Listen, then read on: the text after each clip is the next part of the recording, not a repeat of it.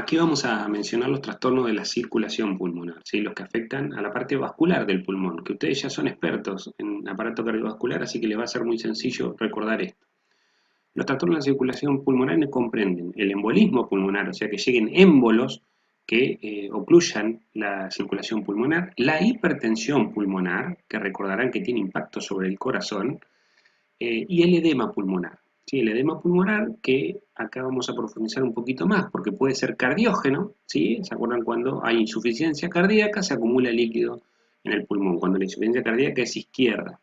Y también tenemos trastornos que se conocen como síndromes de hemorragia pulmonar difusa. Dentro de ellos tenemos el síndrome de Goodpasture, que les sonará de cuando vimos la parte renal. El síndrome de Goodpasture es cuando hay anticuerpos anticolágeno tipo 4 que afectaban la membrana basal glomerular, pero también afecta a la membrana basal alveolo-capilar, ¿sí? Y entonces el síndrome de Goodpasture cursa con alteraciones renales, pero también con alteraciones en el pulmón, justamente en los alvéolos con hemorragia, ¿sí? Porque esos anticuerpos se unen justamente a ese colágeno tipo 4 que está en la membrana alveolo-capilar. Tenemos también la hemosiderosis pulmonar idiopática y la polivasculitis con granulomatosis. Esta última es también una enfermedad autoinmunitaria. Estos síndromes de hemorragia pulmonar difusa cursan con tos productiva y también con la hemoptisis, ¿sí? Que son características de estas enfermedades que cursan con hemorragia. Así que cuando hay niños, sobre todo, que cursan con hemoptisis, hay que pensar si no podrían estar presentes estos síndromes de hemorragia pulmonar difusa. El embolismo pulmonar, algo que ustedes conocen, ¿sí? Vamos a repasarlo rápidamente. Generalmente este embolismo pulmonar está asociado a la trombosis venosa profunda, que se da en las piernas. Pueden ser émbolos grandes, que van a ocluir una rama importante de la arteria pulmonar y van a generar un área infartada del pulmón muy importante, generando probablemente un shock cardiogénico. Si no, pueden ser pequeños tromboémbolos, que incluyen ya pequeñas arterias dentro del parénquima pulmonar y que generalmente se asocian con el desarrollo de hipertensión pulmonar, pero no con áreas de infarto. Eso, por supuesto, un aumento de resistencia al flujo sanguíneo por los pulmones, estos trombos pequeños. Si se ocluye en forma brusca una rama importante de la arteria pulmonar, puede generar un cor pulmonar agudo producto de esa oclusión, ¿sí? Y si no, si son pequeñas, como les dije, asociado a la hipertensión pulmonar. Les muestro este video para mostrarle justamente el desarrollo de tromboembolismo pulmonar, ¿sí? A través de trombos que se generan en las venas profundas de las piernas, o sea, trombosis venosa profunda. Eso podía darse por varias situaciones, una de ellas una insuficiencia valvular, puede darse estasis venosos producto de hospitalizaciones prolongadas, podía darse por policitemias, ¿sí? Es todas situaciones que generaban el desarrollo o predisponían al desarrollo de trombosis. Esos trombos podían embolizarse, generarse un tromboémbolo que circula a través de las venas y a partir de ahí llega al corazón derecho y del corazón derecho pasa a través de la arteria pulmonar a la circulación pulmonar donde puede ocluir y generar allí un tromboembolismo pulmonar.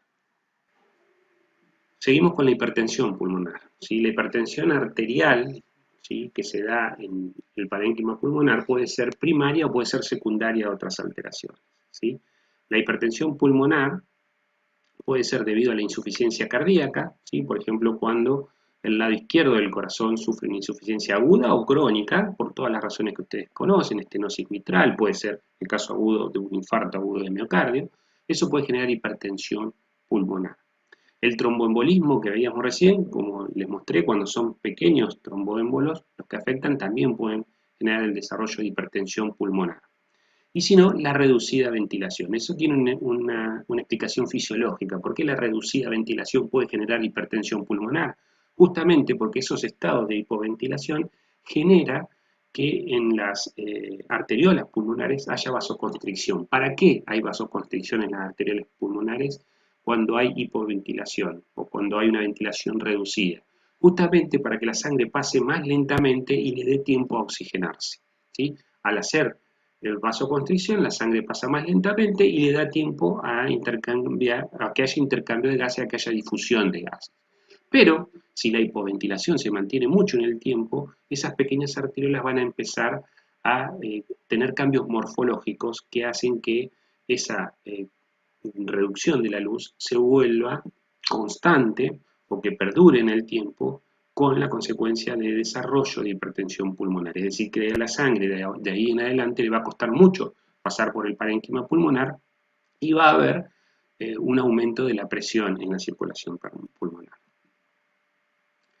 Todas las formas de hipertensión pulmonar se van a asociar a proliferación de las células musculares lisas en arterias y venas, ¿sí? En este caso hay arterialización de la circulación venosa pulmonar, ¿sí? Y va a generar una proliferación de la íntima y fibrosis, ¿sí?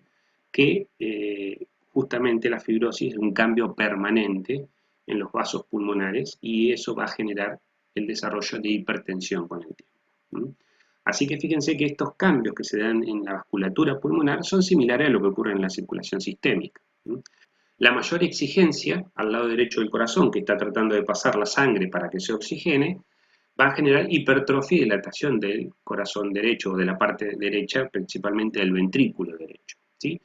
Si el desarrollo de esa hipertensión, esos cambios proliferativos que se dan en las arteriolas, se deben a una enfermedad primaria del pulmón, ¿sí? Como ustedes saben, como ya habían aprendido, va a desarrollarse cor pulmonar, ¿sí? La hipertensión pulmonar en la mayoría de los casos es secundaria a enfermedades tanto del corazón como propias del pulmón, ¿sí? Pero también puede haber hipertensión primaria pulmonar, ¿sí? Es decir, hipertensión que tiene una causa genética, como la que ven aquí, donde hay mutaciones, ¿sí? En determinados genes, ¿sí? Conjuntamente con desencadenantes medioambientales, generan también esa proliferación de células musculares lisas y fibrosis de la íntima con engrosamiento y oclusión parcial de los vasos pulmonares que llevan a la hipertensión pulmonar primaria. Pero es una causa genética, ¿sí? No hay una causa que afecta secundariamente a la vasculatura con este mecanismo de autorregulación, sino que es una causa específicamente de alteración de genes que modifican la estructura de los vasos pulmonares. Esto es lo que ocurre con la hipertensión pulmonar. Fíjense cómo es normalmente la pared de las arteriolas pulmonares, fíjense que tiene una capa muscular muy delgada, mientras que cuando se inicia la hipertensión pulmonar, lo primero que ocurre es una hipertrofia de la capa muscular. Ahora, si esa hipertensión pulmonar se mantiene en el tiempo, aparte de mantenerse algo de hipertrofia de la capa muscular, también hay fibrosis de la íntima, dejando una luz muy reducida. Imagínense el corazón intentando pasar la sangre por esa luz tan reducida, por supuesto que se va a desarrollar hipertensión y el corazón también va a desarrollar hipertrofia y se va a enfermar el corazón, bueno, dependiendo de qué causa sea, va a desarrollar un cor pulmonario o una insuficiencia cardíaca. Les muestro este video, fíjense aquí lo que ocurre específicamente en el lugar donde hay intercambio gaseoso, que son los alvéolos, ¿sí? O los bronquiolos respiratorios. Ahí el oxígeno está intercambiándose, ¿sí? En la membrana alveolo-capilar. Esos capilares tienen la forma normal, ¿sí? Y cuando se produce por mucho tiempo este mecanismo de autorregulación de vasoconstricción refleja, comienzan a haber cambios en la pared de esos capilares, es decir, que aumenta la capa muscular, ¿sí? Y con el tiempo hay fibrosis de la íntima. Eso va a generar justamente que aumente la presión, ¿sí? En el parénquima pulmonar, y eso se va a traducir en un esfuerzo mayor en el corazón y se va a desarrollar el cor pulmonar. Continuamos con otro trastorno de la circulación pulmonar, que es el edema pulmonar, ¿sí? Por un lado está el hemodinámico cardiógeno, que es el más frecuente y que es causado por insuficiencia cardíaca izquierda, que es el que ustedes conocen, ¿sí? Cualquier causa de insuficiencia cardíaca izquierda de las que vieron. Allí los capilares alveolares están sanos, ¿sí? Están congestionados, hay aumento de la presión hidrostática en esos capilares, y puede que algunos alveolos se lesionen, haya microhemorragias y allí se extravasen algunos glóbulos rojos y los macrófagos lo fagociten y se llenen de hemosiderina, y por eso esos macrófagos se conocen como células de la insuficiencia cardíaca. Y después el otro edema pulmonar es el edema microvascular, ¿sí? Ahí sí el edema se produce porque hay una lesión directa a los capilares, ¿sí? Que están en los tabiques alveolares, esos tabiques que eran bien finitos, esos septos, ¿sí? Y eso aumenta la permeabilidad. Acá no hay aumento de presión hidrostática como en el hemodinámico cardiógeno, sino que hay aumento de la permeabilidad directamente por lesión. Lo que va a generar entonces es que salga líquido primero al intersticio y luego que pase o invada el espacio alveolar. El edema microvascular, ¿sí? Se lo conoce como no cardiogénico, ¿sí? Y hay una salida excesiva de líquido hacia el intersticio, y se acumula luego en los espacios alveolares, o sea que sale líquido desde los capilares hacia el intersticio primero y luego se acumula en el espacio alveolar. ¿Por qué? Porque hay un aumento de la permeabilidad capilar debido a una lesión. Esa lesión va a generar que las células epiteliales alveolares se dañen, que haya un exudado inflamatorio, ¿sí? Primero en el espacio intersticial, que luego invade los alvéolos, y si eso sucede en algunos poquitos alvéolos no es grave, pero el problema es si es difuso, si afecta a todo el parénquima pulmonar, porque en ese caso puede haber un compromiso de la vida del paciente, porque se puede desarrollar un síndrome de dificultad respiratorio agudo, que es una condición grave, ¿sí? Es una emergencia. El síndrome de dificultad respiratorio agudo es una afección aguda muy grave que tiene una alta tasa de mortalidad y es un síndrome clínico que lleva a la insuficiencia respiratoria, ¿sí? Y es causado, como les dije, cuando varios alvéolos sufren un daño, es decir, que hay un daño difuso en el parénquima pulmonar que afecta específicamente en los alvéolos, el lugar donde hay intercambio gaseoso. Se va a caracterizar por daño a las células epiteliales alveolares y daño a las células endoteliales, ¿sí? El inicio del daño alveolar va a depender por qué vía venga el agente que va a generar daño a nivel del alvéolo. Puede ser que primero se dañen las células epiteliales alveolares, cuando viene por vía aérea, ¿sí? Generalmente la inhalación de humos tóxicos o de líquidos tóxicos, o líquidos que se aspiran, por ejemplo, cuando hay vómito y hay un compromiso de la conciencia de la persona, por ejemplo, bajo el estupor alcohólico, puede haber una aspiración de líquidos y puede generar, por ejemplo, síndrome de dificultad respiratorio agudo. En cambio, si el agente lesivo viene por vía sanguínea, probablemente lo que primero se dañe son las células endoteliales. Va a haber una aumentada permeabilidad de los capilares pulmonares, eso va a generar edema intersticial y luego exudado que invade los alvéolos. Ese exudado es rico en proteínas, principalmente fibrina, y también incluye en ese exudado a células sanguíneas, glóbulos rojos y también polimorfos nucleares. Y todo ese exudado forma un líquido que tapiza toda la pared alveolar, que se conoce como membrana hialina. En ese líquido abunda la fibrina, como les comentaba, hay restos celulares necróticos, ¿sí? Sobre todo de neumocitos tipo 1 que han sufrido ese proceso de necrosis debido al agente lesivo que produjo el síndrome de dificultad respiratorio agudo. Aquí en esta diapositiva tienen las diferentes etiologías que pueden llevar a un síndrome de dificultad respiratorio agudo. Acá en esta diapositiva tienen varias causas que pueden generar síndrome de dificultad respiratoria aguda. Acá les enumeré algunas más comunes, como los humos y gases tóxicos inhalados. Frecuentemente esto sucede en los incendios, le suele suceder a los bomberos, le suele suceder a las personas que están dentro de la casa que se está incendiando, que se genera humos tóxicos que al ser aspirados dañan el epitelio alveolar y generan un síndrome de dificultad respiratoria agudo. Se puede dar en el shock hipovolémico, hay vasoconstricción allí prolongada y genera lesiones isquémicas del epitelio alveolar y eso puede generar también la formación de las membranas hialinas. Se puede dar también el shock séptico, donde hay necrosis de células epiteliales y endoteliales, ¿sí? También en la pancreatitis aguda, esto lo mencionamos en su momento cuando lo vimos, en la pancreatitis aguda se liberan varias enzimas de alto torrente sanguíneo, entre ellas las fosfolipasas, que pueden llegar hasta el pulmón y allí empezar a degradar el surfactante, que justamente es un fosfolípido, y que éste deje de ejercer su acción tensioactiva en lo que es la pared alveolar y que pueda generar un síndrome de dificultad respiratoria aguda, ¿sí?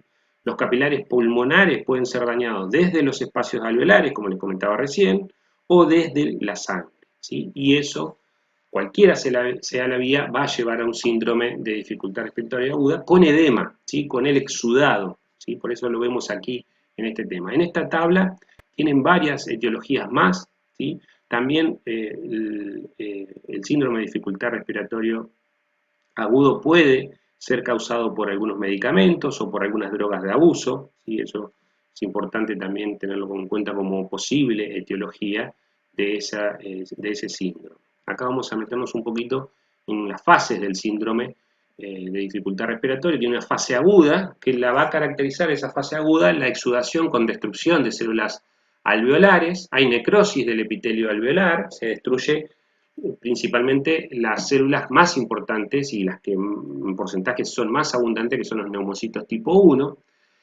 Hay exudación de líquido conteniendo proteínas plasmáticas, también eritrocitos pasan a los espacios alveolares y se forman las membranas hialinas, que lo que van a hacer es impedir el intercambio gaseoso, y ahí se va a producir la insuficiencia respiratoria, ¿sí? Se va a producir la hipoxemia. Hay lesiones en los capilares con hemorragias, con microtrombos en esa zona, se infiltra el pulmón y los alvéolos con neutrófilos, se liberan enzimas a partir de esos neutrófilos y agentes o especies reactivas del oxígeno. Eso genera más daño y eso lleva a la muerte de más neumocitos. En esta etapa del síndrome de dificultad respiratoria, en esta etapa aguda, se empieza a estimular ya la fibrosis porque hay un daño profundo de los alvéolos.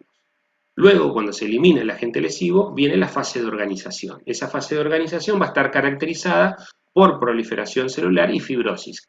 ¿Qué células van a proliferar en la fase de organización? Bueno, van a proliferar los neumocitos tipo 2. Esos neumocitos tipo 2 luego pueden también diferenciarse a neumocitos tipo 1 y volver a tapizar los alvéolos. Hay una fase de organización y de engrosamiento de los septos, porque estos neumocitos tipo 2 tienen más volumen que los neumocitos tipo 1. También proliferan fibroblastos, ¿sí? Ya había en la fase aguda, había una estimulación de la fibrosis, y en la fase de organización los fibroblastos, ¿sí?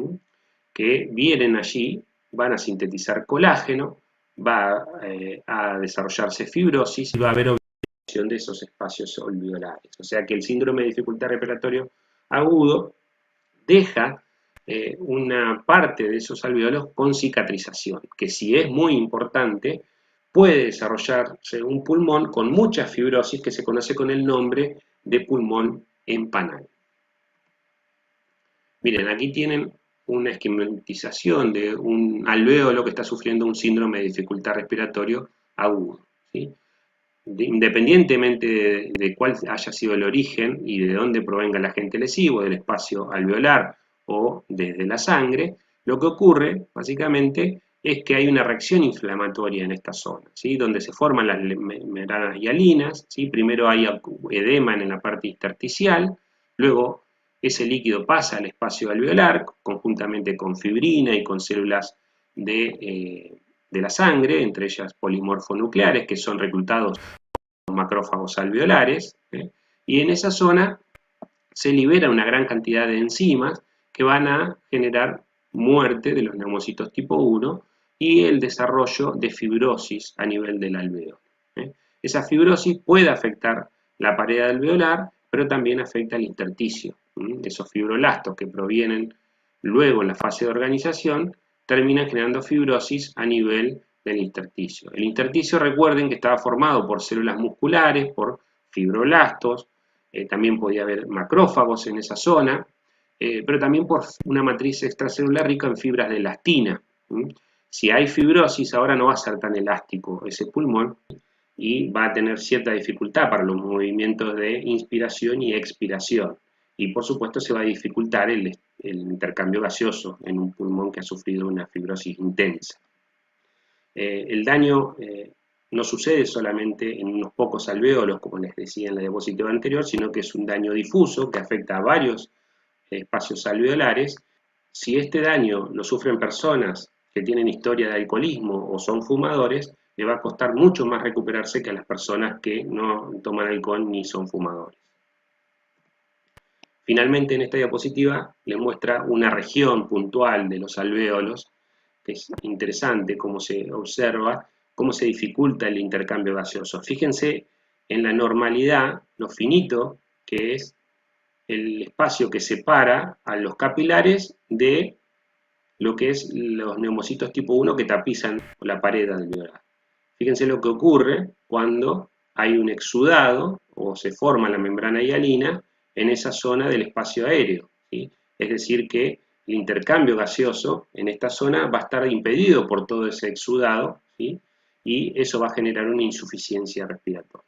En el intersticio se van activando macrófagos que van a empezar a generar reclutamiento de fibroblastos y van a hacer que se desarrolle en esa zona fibrosis que va a afectar también al espacio alveolar. Acá estamos en la fase de regeneración, ¿sí? Donde los neumocitos tipo 2 van a ocupar el lugar de los neumocitos tipo 1, va a haber proliferación celular, fíjense que como tienen un mayor volumen, también generan un engrosamiento del espacio alveolar, hay fibrosis en la zona intersticial, ¿eh? O sea que queda visiblemente alterado todo el parénquima pulmonar o los alveolos que se vieron afectados por el síndrome de dificultad respiratoria. Si esto afecta una gran cantidad o una gran porción del pulmón, se va a formar un pulmón empanal, ¿sí? Un pulmón con una gran fibrosis o con un porcentaje grande de fibrosis en los espacios intersticiales y en parte en los espacios alveolares. Esos pulmones son mucho más rígidos y se genera una disminución de la capacidad pulmonar y una enfermedad pulmonar restrictiva debido al desarrollo de fibrosis en el parénquima pulmonar.